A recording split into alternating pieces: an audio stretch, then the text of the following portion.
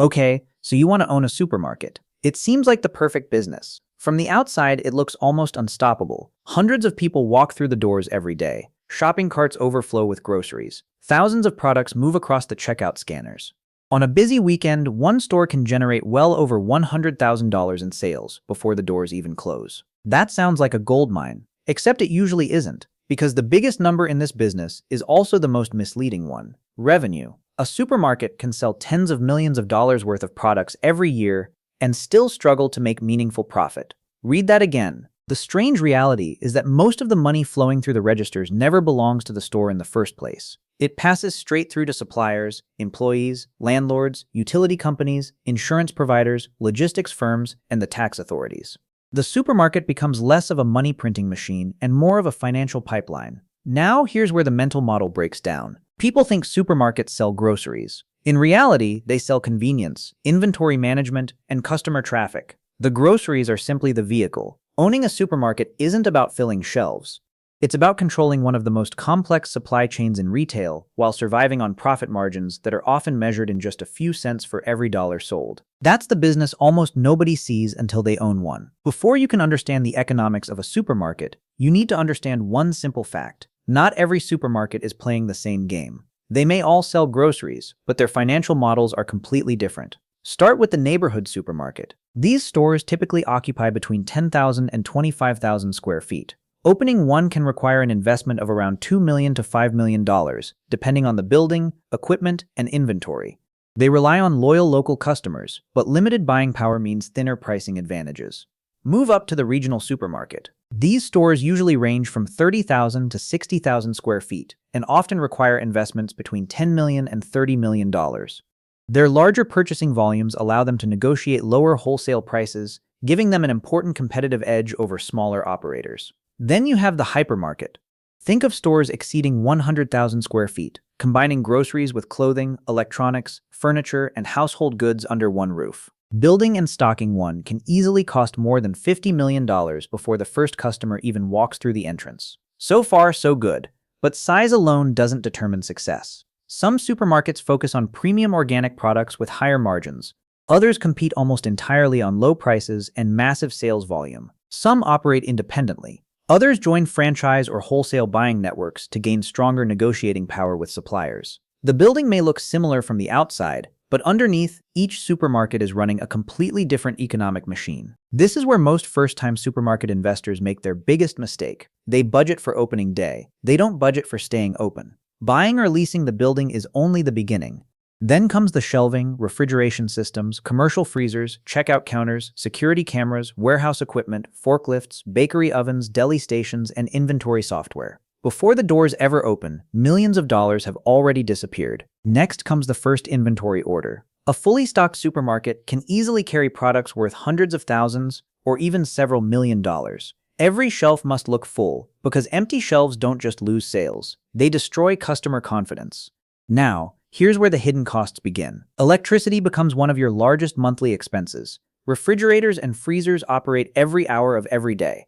Then come employee wages, payroll taxes, insurance, property taxes, waste disposal, cleaning contracts, equipment maintenance, delivery costs, payment processing fees, and constant repairs. And there's one expense many people never consider: spoilage. Fresh fruit, vegetables, dairy products, meat, and baked goods have expiration dates. If they aren't sold in time, they become a direct loss. Every unsold item quietly eats away at your profits. Read that again. In most businesses, unsold inventory simply sits on a shelf. In a supermarket, unsold inventory eventually becomes rubbish. By the time customers walk through the entrance, the supermarket has already spent an enormous amount of money just to keep the lights on and the shelves full. This is the part almost everyone gets wrong. Most people assume supermarkets make their money by selling groceries. They don't. At least not the way you think. Staple products like milk, bread, eggs, rice, and fresh vegetables often carry extremely small profit margins.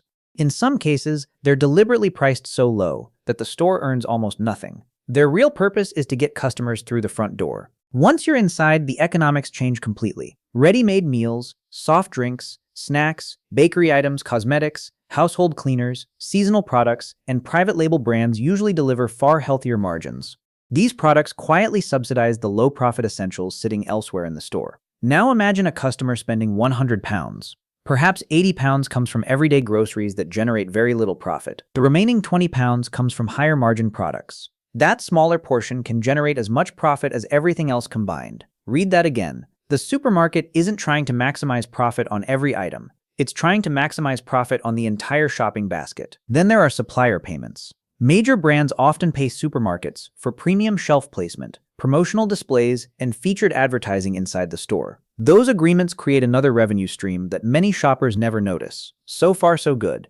The smartest supermarket operators don't simply manage inventory. They manage customer behavior. Every shelf, every promotion, every product placement, and every checkout display is designed to increase the value of one simple number: the average basket size.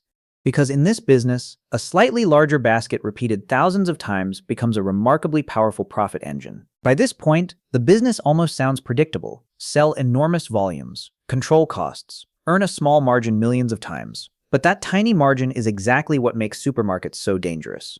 When your net profit is only a few pence on every pound of sales, even a small mistake can erase an entire year's earnings. Rising food costs, higher wages, electricity price spikes, theft, or weak inventory management can quickly turn a profitable store into a loss-making one. Now add debt. Many supermarket owners borrow heavily to purchase buildings, refrigeration equipment, and inventory. Those loan repayments continue whether customers are spending or not. During periods of inflation or weaker consumer demand, cash flow becomes the real battlefield. A well-known example is Wilko. The retailer generated billions in annual sales, yet years of rising costs, intense competition, and cash flow pressures eventually pushed the business into administration. High revenue alone wasn't enough to overcome shrinking margins. Another example is Tops Markets in the United States. The company expanded aggressively using debt, but growing financial obligations eventually became unsustainable. It filed for bankruptcy protection, restructured its debts, and fought to survive in an industry where every percentage point matters. Read that again.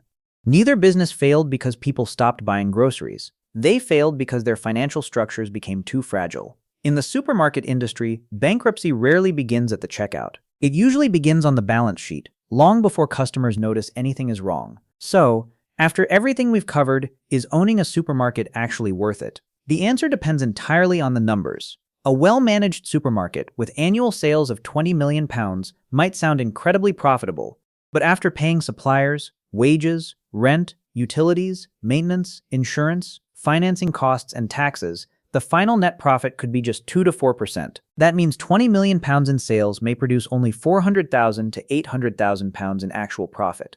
In an optimistic scenario, where purchasing costs are tightly controlled, waste remains low, and customer traffic continues to grow, returns can reach 5 to 6%. For experienced operators with multiple locations, those percentages become meaningful because they are multiplied across several stores. The realistic scenario is less glamorous. Unexpected repairs, food spoilage, labor shortages, inflation, and aggressive price competition constantly push those margins lower. One difficult year can erase profits that took several successful years to build. Now, here's the lesson most people never learn. The supermarket business is not a game of selling more groceries. It's a game of protecting tiny margins at enormous scale. The shelves may be filled with food, but the business itself runs on logistics, discipline, inventory management, and relentless operational efficiency. Because the mathematics of revenue are easy. The mathematics of keeping even a few pennies from every pound sold are where fortunes are truly made, or quietly disappear.